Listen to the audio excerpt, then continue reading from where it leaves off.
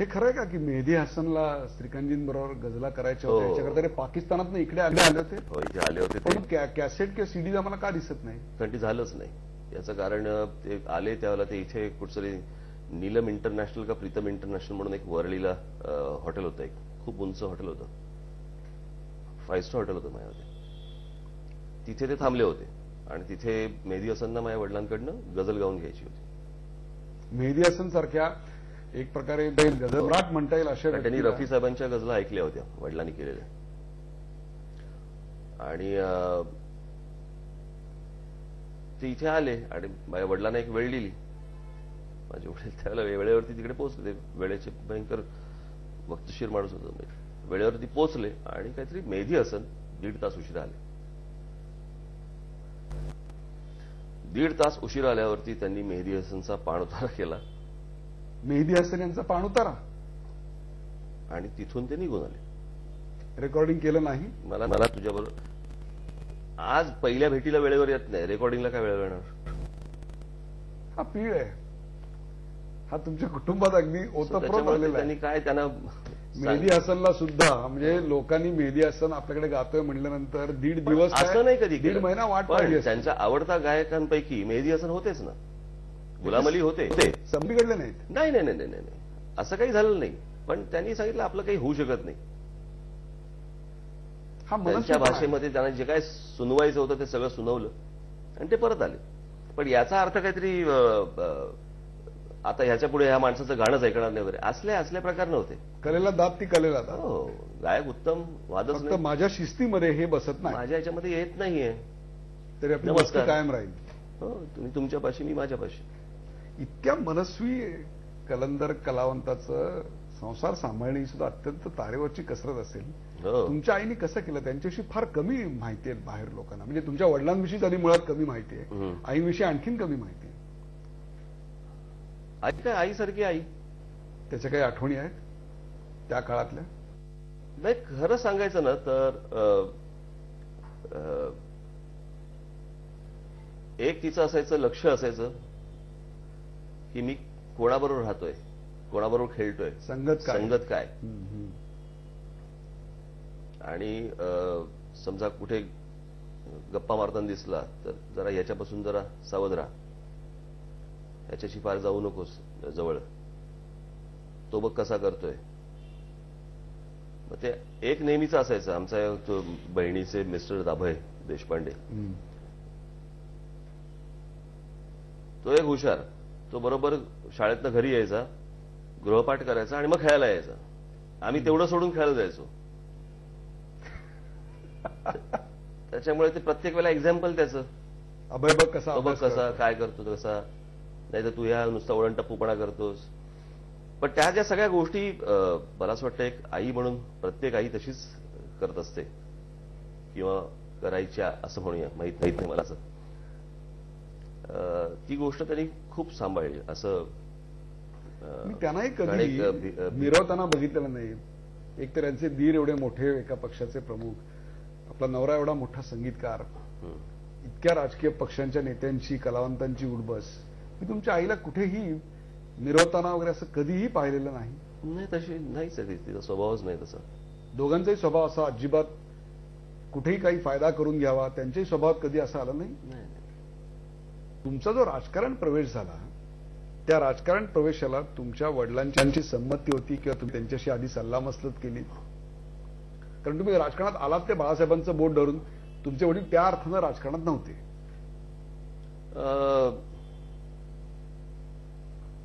कदाचित त्यांना कल्पना असेल त्या अंगाने हा जाईल.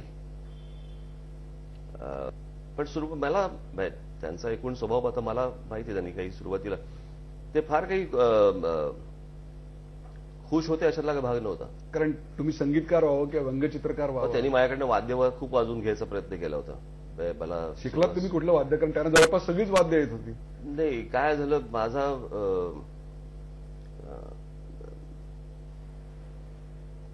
आवड जरी असली मला तरी पण ते जमलं नाही मला. सुरुवातीला त्यांनी मला काय वाद्य शिकायचे? व्हायोलिन शिकवायचा मला प्रयत्न केला त्यांनी, काही जमलं नाही. मग एक शामू नावाचे एक टेलिव्हिजनवरती बऱ्याचदा असायचे ते तबलजी, ते तबला शिकवायला मला यायचे. तुम्हाला बोललो होतो ते, त्यांनी मला गंडा वगैरे बांधला हाताला. म्हणजे त्याचे तुम्ही प्रॉपर गंडा शागिर्द होतात. नंतर मी त्यांना गंडा लावला, गेलोच नाही. मग मी मला ते आपले ज्ञानेश देव, आपले यशवंत देवांचे पुतणे, ते मला गिटार शिकवायला यायचे. नंतर ज्ञानेशही कंटाळला माझा ऐकून पण उत्साह एक पाहून. चांगला उत्तम संगीताचा कान मात्र डेव्हलप झाला. मी अनेकदा असं बघतो की एखाद्या चित्रपटातलं संगीत तुम्हाला चटकन कळतं बॅकग्राऊंड स्कोअर सकट. हो, ते वडिलांमुळे. त्यांनी बाजूला बसून शिकवलं हे कधी? हो हो हो हो. म्हणजे ते आपला तो कार्यक्रम असायचा ना, छायागीत, मला वाटतं दर गुरुवारी त्या काळात तो कधी असायचा चालायचा. तो छायागीत कार्यक्रमाला मी, आई, माझी बहीण अशा मी बसून ते बघायचं संध्याकाळचं. मग ते विचारायचे, हा सांग हे गाणं कोणाचं, संगीतकार कोणाचा. त्याला सुरुवातीला कळायचं नाही. मग ते सांगायचे की हे सलील चौधरींचं गाणं, त्यांची खासियत ही, हे एस.डी. बर्मन यांचं गाणं, यांची खासियत ही. मग त्यांची खासियत कशी, तर मग अजून एक 4 गाणी सांगायची. ते तर एवढं करायचे की एखादं गाणं असेल तर त्याच्यावरनं हे गाणं कशावरनं घेतलंय, गाणं कुठच्या गाण्यावरनं हे गाणं घेतलंय, अशी असंख्य गाणी त्यांना माहिती होती. क्या बात आहे. आणि मग कोणाच्या गाण्यामध्ये गिटार कसं वाजतं, ढोलकी कशी वाजते, यांची काय फरक आहे, याच्यात काय फरक आहे. शंकर जय किशन मध्ये शंकर एक नेहमी, शंकर जय किशन आपण म्हणतो, हो, पण शंकर एक गाणं द्यायचे आणि जयकिशन एक गाणं द्यायचे. दोघांनी एकत्र असं गाणं नाही करायचे. हा, ते वेगवेगळ्या गाणी करायचे. ते त्यांचा बाजही वेगळा होता. लक्ष्मीकांत प्यारलाल ह्याच्यामध्ये गाणं लक्ष्मीजी करायचे, बाकीचं संगीत मेलडी वगैरे गाण्याचं मधली आणि चित्रपटाचं बॅकग्राऊंड हे प्यारेभाई करायचे. मग आर डी बर्मनची काय खासियत, अनिल बिश्वास यांची काय खासियत, प्रत्येकाची खासियत ते समजून सांगायचे. श्रीरामचंद्र कसे द्यायचे, त्यांची पद्धत काय होती. एकदा त्यांनी मला की श्रीरामचंद्रांचं किशोर कुमारने गायलेलं गाणं ऐकवत होते. ते म्हणे बघ बघ बघ अण्णा असेच गायचे. वा. किशोर कुमार अण्णांच्या आवाजात गातोय बघ. आपल्या समकालीन संगीतकाराविषयी कोणत्याही प्रकारची असूया दुस्वास काय काही त्या सगळ्याच्या पलीकडचं हो. व्यक्ती. तुम्ही राजकारण प्रवेश केलात आणि अनेक कसोटीच्या क्षणातनं पार पडत होतात. त्याकडे एक वडील म्हणून त्यांनी काय भूमिका बजावली? कधी बाळासाहेबांशी बोलले ते? छे तुमची घुसमट जी शिवसेनेत होत नाही होती, नाही, पण ती कधी त्या विषयात त्यांनी ते त्या बाबतीत तो अत्यंत वेगळा माणूस होता. आणि त्यांचं असं म्हणणं होतं की तू क्षेत्र निवडलेस, यातनं मार्ग तूच काढायचास. तुमची घुसमट होत असताना पाहूनही हो हो हो हो. त्यांनी कधी मी बोलतो माझ्या मोठ्या भावाशी असं कधीही केलं नाही. त्यामुळे त्यांच्याशी संबंध अतिशय उत्तम राहिले. तुला या सगळ्या प्रवासात पण कुठेही मीही कधी आणलं नाही.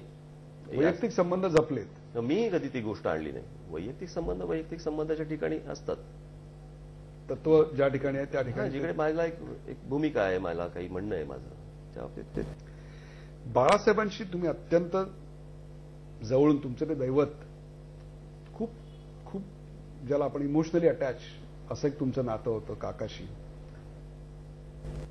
उद्धवजींचं आणि तुमच्या वडिलांचं नातं नेमकं काय?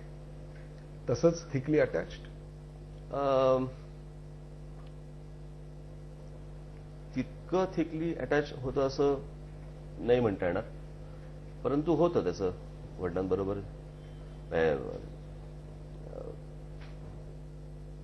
एक तर ते फोटोग्राफी, त्याला त्यांच्या एका मला वाटतं पुस्तकावर उद्धवजींच्या फोटोचं एक लावलेला आहे, मला वाटतं त्यांनी काढलेला.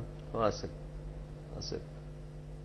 आणि सुरुवातीला बालमन विद्या मंदिर, त्याच्यामुळे इथे राहणं, इथे स्विमिंगला गांधी स्विमिंग पूल तिकडे जाणं. मग आई घेऊन जायची मला, मी, माझी बहीण, उद्धव वगैरे सगळे एकत्रच जायचो स्विमिंगला.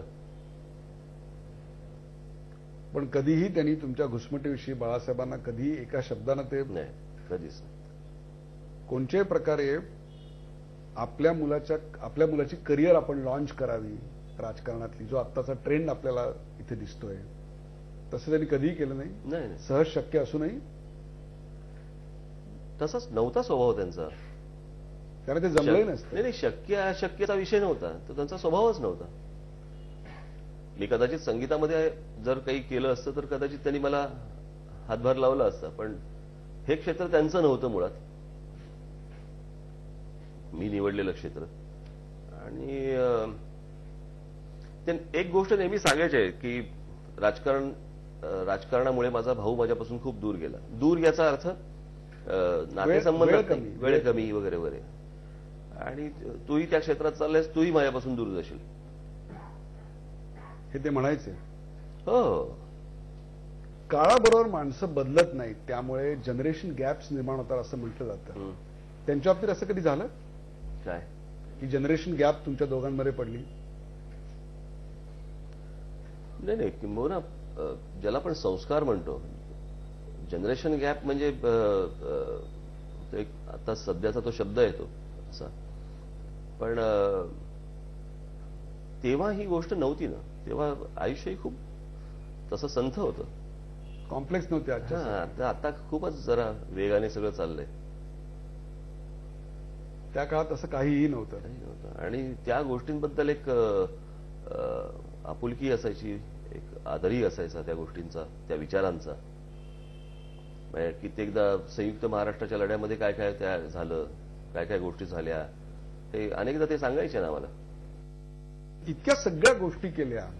एक अतिशय चांगला होमिओपॅथ, एक अतिशय चांगला संगीतकार, चित्रपट समीक्षक, या सगळ्यामधला श्रीकांतजींचा खरा आत्मा किंवा खरा श्रीकांतजी कुठे आहे असं वाटतं आपल्याला? ह्यातल्या कुठल्या एक गोष्ट जर निवडायची झाली, संगीत, तोच त्यांचा आत्मा होता. तिथेच खऱ्या अर्थानं बाकीच्या गोष्टी त्यांनी केल्या, परंतु हे त्यांचं मूळ होतं आणि तोच संस्कार अतिशय गडद होता. या पार्श्वभूमीवर आपल्या वडिलांच्या काय गोष्टी तुम्हाला घ्याव्याशा वाटतात आज, की एक गोष्ट जर वडिलांची निवडायची झाली, आणि काय नाकाराव्याशा वाटतात किंवा काय नको हे असं वाटतं? पहिली गोष्ट, भूमिका घेतल्यानंतर सोडू नको. आणि भूमिका घेतल्यानंतर जर माणूस तुटला तर तुटू दे. माणसं तोडण्यासाठी भूमिका नको घेऊस, पण तू एक भूमिका घेतल्यानंतर जर समजा माणूस तुटत असेल, तुटू देत.